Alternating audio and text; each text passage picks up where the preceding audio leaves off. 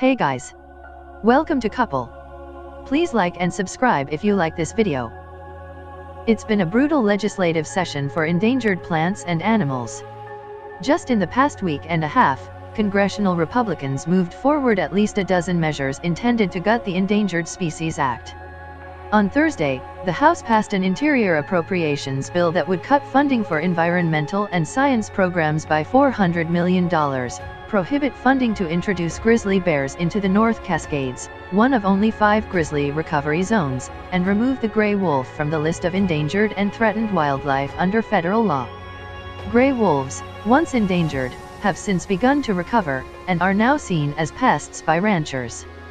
Also in the House, lawmakers introduced a package of 9 bills aimed at weakening the Endangered Species Act last week.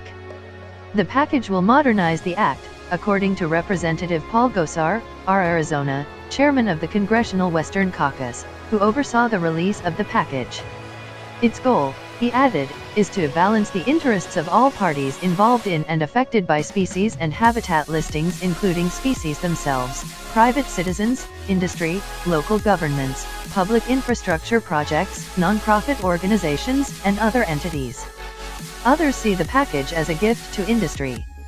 All of these bills purport to reform the Endangered Species Act, but what they're actually designed to do is gut the protections of the law, Rebecca Riley, a senior attorney at the Natural Resources Defense Council, told Mother Jones.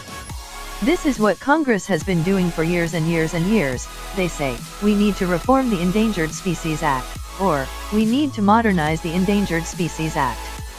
But in reality, what they're really doing is trying to damage it. Legislative attacks on the Endangered Species Act in the Senate. The Environment and Public Works Committee held a Tuesday hearing to discuss Senator John Barrasso's RYO draft bill to amend the Endangered Species Act in the name of transparency and regulatory certainty. The bill, which would give states greater control over species conservation, is largely supported by Western governors and a slew of pro-industry lobbying groups, including the American Loggers Council, American Exploration and Production Council, and Independent Petroleum Association of America. This particular bill wouldn't help a single species move closer to recovery, says Brett Hartle, the Government Affairs Director at the Center for Biological Diversity. If a species does get listed under the ESA, it's because the states have already failed, he adds. So putting the states back in charge is kind of like putting the failing student in the position of the valedictorian.